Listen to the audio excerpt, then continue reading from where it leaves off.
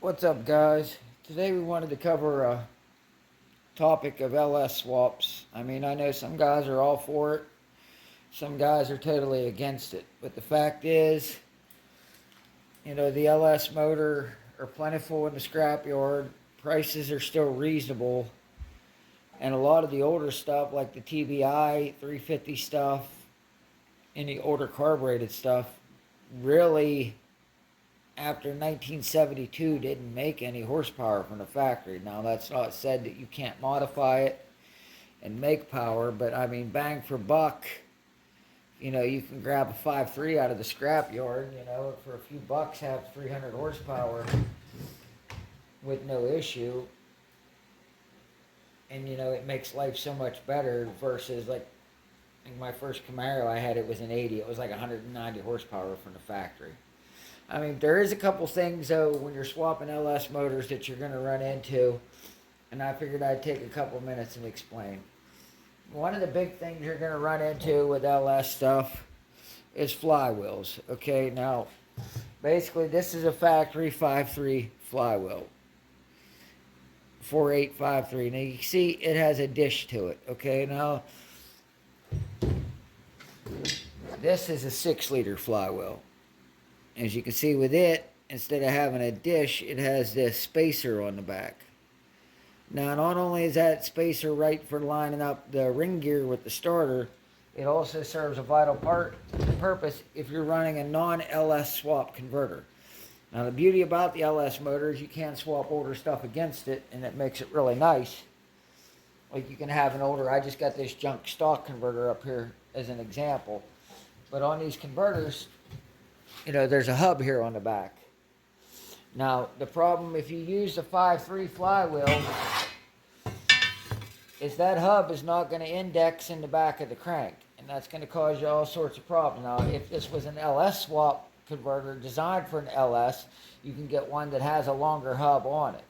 But for the sake of saving money and doing it, you're going to use an older style converter. You already have one, or you got a good deal on an older LS or an older small block Chevy style torque converter.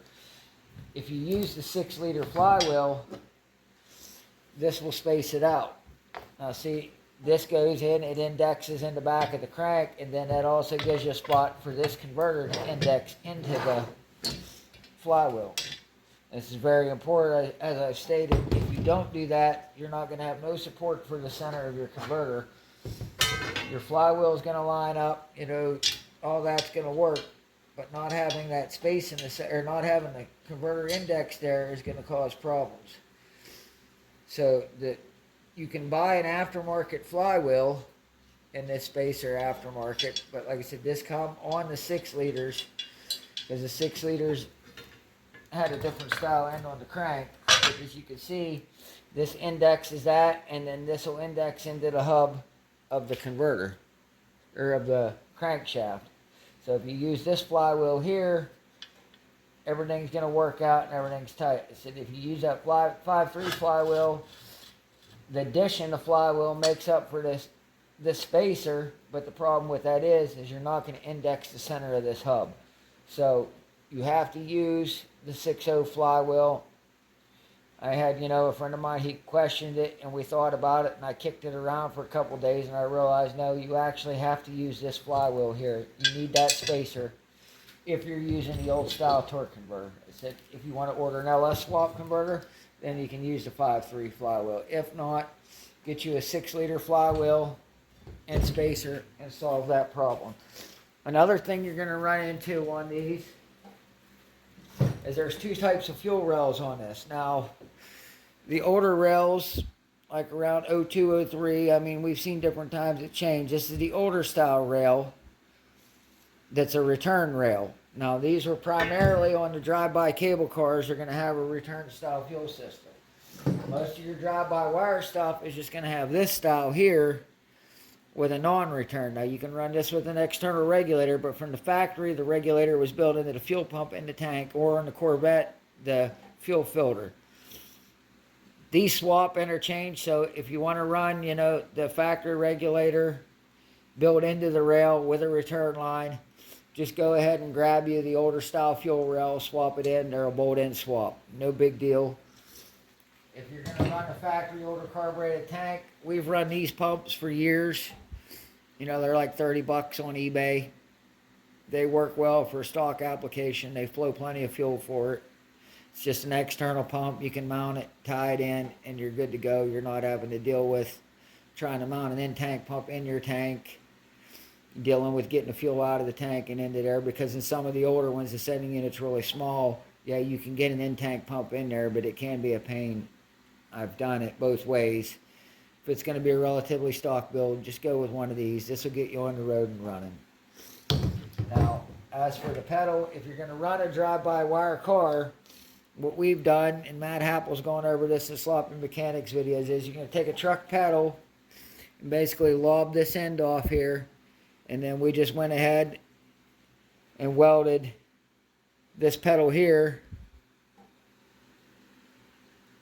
to it. This is a G-body pedal. We just cut it to where it's about the same length there. Welded that in. That works well. You can bolt that in your car, plug it in, and then you'll have a throttle pedal that looks good. It works good. It clears everything good, and it matches the original car, but you're hiding the drive-by-wire part under the dash. So that's another thing. Another issue you're going to run into with cars. With cars, the driver's side manifold tends to not want to fit from a truck. Now, like in my car, I got a set of Camaro Firebird, the F-body manifolds. And on my turbo kit, I'm running a Firebird Camaro driver's side exhaust manifold, you know, running over and tying into a truck manifold that I modified and flipped around and cut and made for my turbo kit. But you're going to need at least, bare minimum, you're going to need an F-body passenger side or driver's side exhaust manifold, or, you know, like a shorty header designed for your application, or a full length. But the truck manifold in most cars isn't going to fit on the driver's side. You're going to have interference with the steering shaft and the frame. But the Camaro Firebird ones do fit. They work fine. And that'll get you up and running. I mean, that's probably the biggest thing is, I said, with the flywheel, with the way the crank's indexed, use the 6.0 flywheel with the old style converter. Save your money, save your time. You could accidentally mount the 5.3 flywheel up. Like I said, you're not going to support the center of that converter. That's going to cause bad things to happen. You know, best case scenario is, you know, that you're going to either wobble the flywheel bolts loose all the time, or, you know, or maybe wipe a bushing out of transmission. Worst case scenario, you know, you got catastrophic failure. You might end up damaging the thrust in the motor. You know, you could damage the pump and the transmission. So you got to make sure that is indexed. The best way to do that is with a factory 6-liter spacer.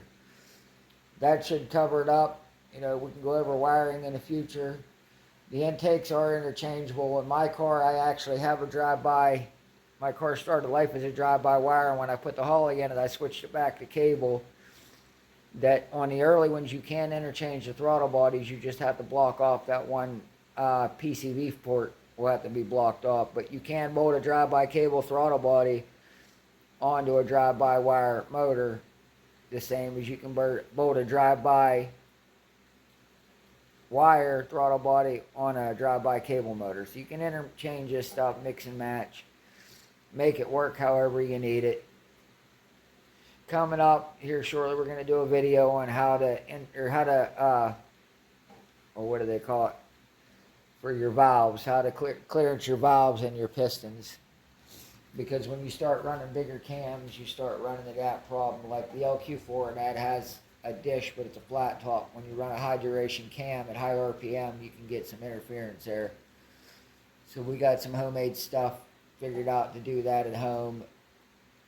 You can cut valve reliefs in your pistons at home with hand tools and stuff you can buy from the hardware store. So that should wrap it up, guys. Any questions, feel free to drop them in the comments. I try to answer any technical question and get back to you guys as soon as possible. Have a good one.